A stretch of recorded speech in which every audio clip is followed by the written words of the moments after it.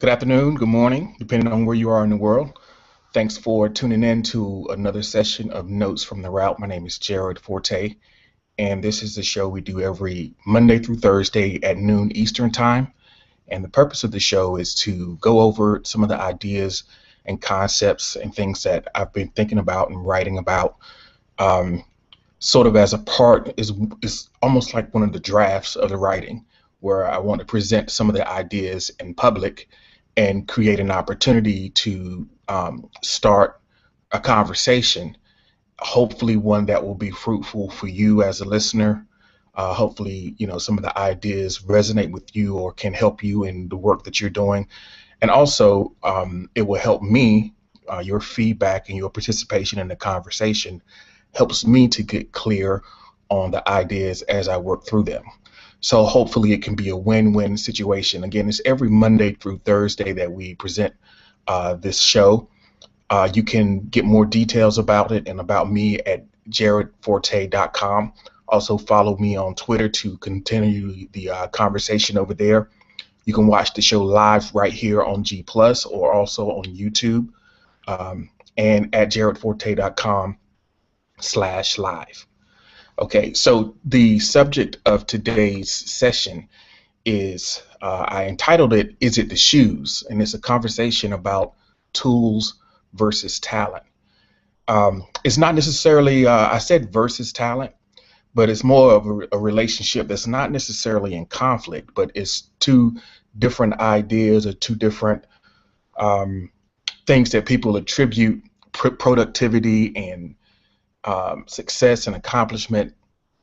They want to have the best tools, but they also need the right skills and talent to produce or perform the thing that they want to do. And the "Is It the Shoes" reference is an old Nike commercial when the Air Jordans came out. There was some controversy about the design of the shoe, the technology in the shoe. That it was banned at one point, or they were trying to ban it. But clearly, we know that the real reason for Michael Jordan's success in his career, it wasn't about the shoes. It was about the talent. The technology was available or became available to everyone, yet there's still, he still accomplished what he accomplished in ways that other people didn't. The conversation or the idea sort of came into my mind during a I refer back to the music industry a lot, and I think about how so much technology comes into the production of music over the course of the years. There's always new tools, new things that you can use to make music. And some people who sort of decide not to keep up with the trends. Sometimes they dismiss the things that people can do, or the way that people's abilities or talents are enhanced by the technologies that they use to create things. So I felt like it would be a good idea to look more deeply into this conversation, and talking about tools. Tools, or it's sort of a natural human thing. It's part of being human. The creation of tools is sort of a thing that we do as people, and the level of sophistication of tools, or the advances in technology that have taken place over the course of history has shaped history. The countries, or the groups of people who had the best weapons often dominated in civilization during past eras. Countries, or states or cities, people who have communities that are able to leverage the best technology often move forward more quickly than people who are lagging behind. So you can't discount the importance of tools. What we do is we make tools to find ways to enhance our abilities. Then we improve those tools. We keep making them better. And in order to get the most out of the tools that are available, that are created, we master those tools. And the mastery of tools it's like part of the job of whatever your trade or craft or art is. It's not enough just to have a conceptual understanding of the way things work. you also have to have a mastery of the tools that are required to create the thing and to bring it into the marketplace, or to create it and put it into the world. So in many cases, our ability or our level of output or the level of quality that we can produce as an artist, as a creative person, is limited by our mastery of the tools that are required. Um, some things are really simple. If you're a writer, you don't need sophisticated tools to demonstrate or hone your craft as a writer. Um, but there are some skills that are in the marketplace that have there's a certain integration with technology that's required in order for you to express it at the highest level. If you are a cinematographer, you need to master the techniques of the camera. If you're a musician, you need to master the techniques of the instruments that you're using. So even if you have wonderful ideas, there's also the mastery of the tools that is part of the process of being the best that you can be at your job. Now, we have an interesting relationship with tools, or the tools that we use as a creative person of any type. It can go on to into either of two extremes. In some cases, we have a sort of a romantic attachment to the tools that we use. We cling to a specific instrument, or a specific version of software, or a specific uh, uh, a typewriter. A certain, artists can be sometimes come across as quirky with their routines and things when we get uh, attached to a specific item or a specific artifact, and we need that one thing in order, or we feel that we need this one thing in order to create, and we don't follow what's new. We don't keep up to date with the latest software. We stick with what we have, and we feel like it's an integral part of our process. On the other extreme, you have people who are constantly chasing the next new latest tool that's out there, the most advanced technology available. They want to bring that into their creative process, to bring that into their production process. Now, the challenge with constantly having to integrate new types of tools into what you're doing is that there's always a learning curve involved with the mastery of the tool itself that can, at times, derail your progress towards mastering the underlying skill, or master your ability to master the thing that you're trying to create.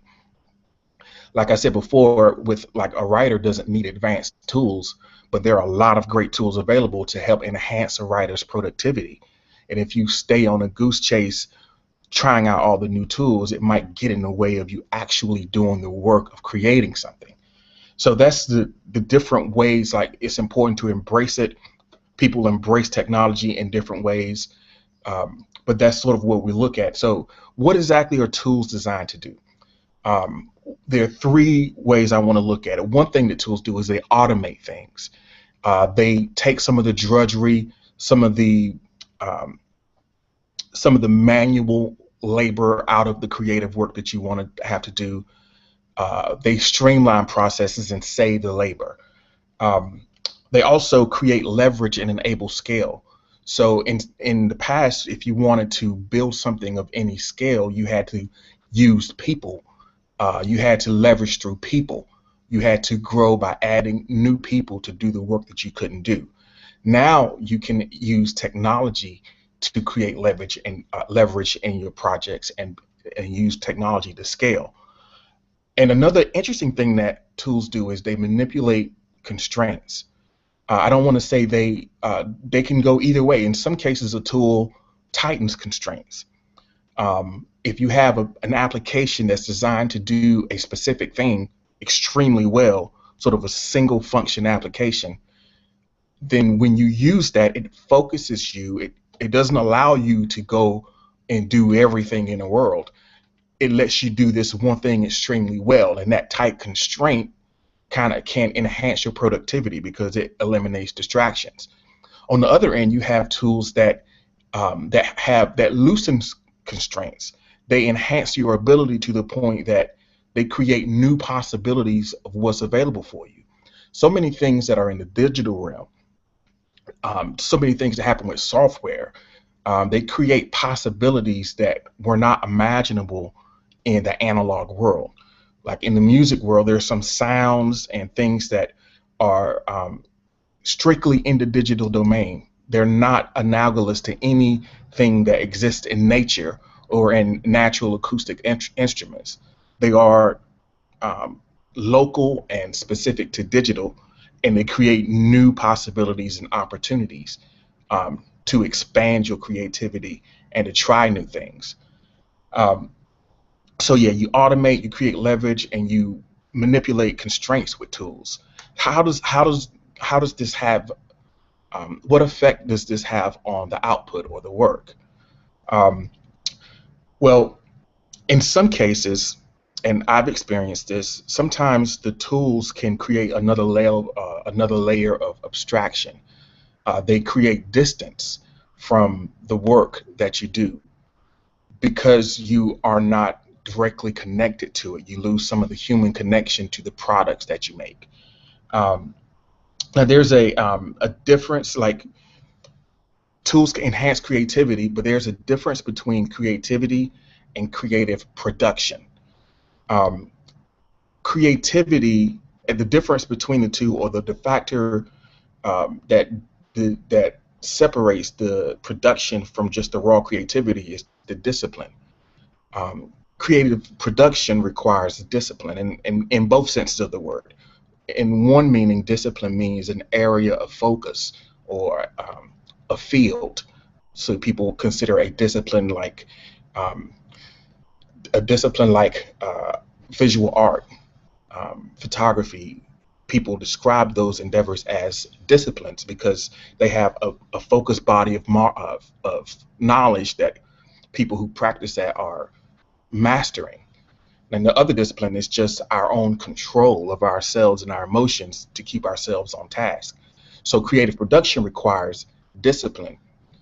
Sometimes when you get caught up in the tools, you get caught up in the raw creative ability that's at your disposal. But in order to make the tool effective in enhancing your work, you have to apply the discipline. The best tools, I think, disappear into the creative process.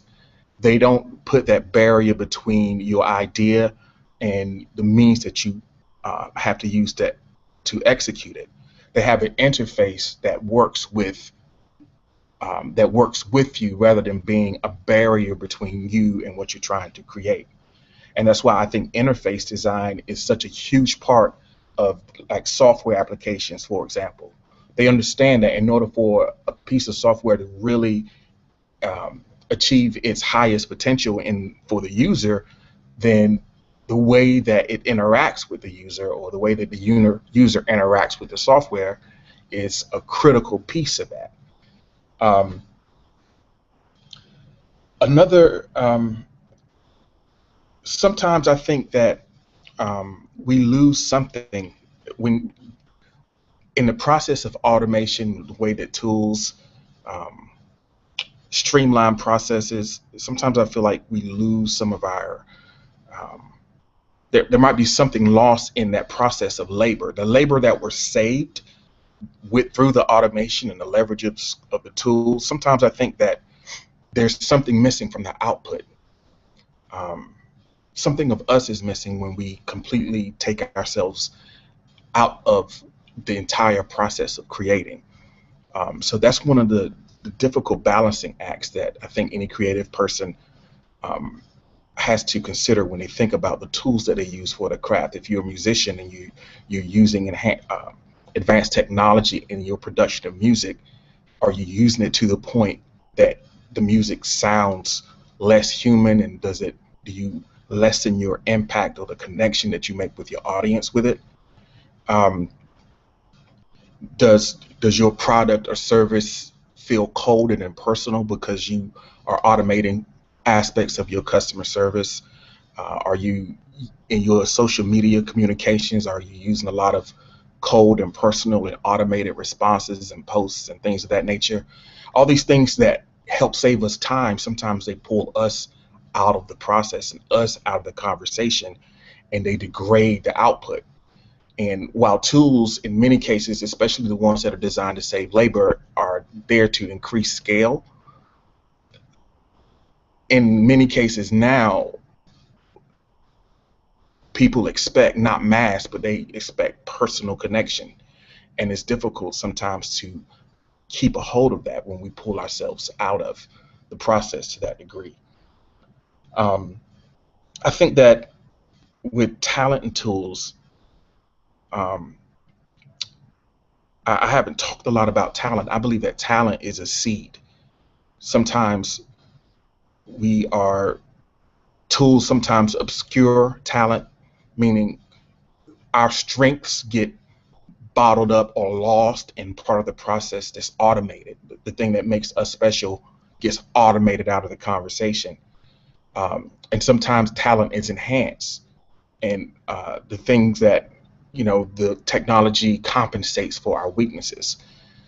But the bottom line is, it's the work that's it's the work that you do, not the tools that you have, that's going to ultimately determine how much impact your art has, how much impact your work has.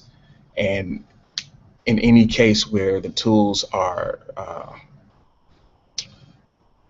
hindering your ability to um, to have a close connection to the work, sometimes the tools take the fun out of the work, and you feel more caught up in the outcome because the tools allow you to get to the outcome more easily.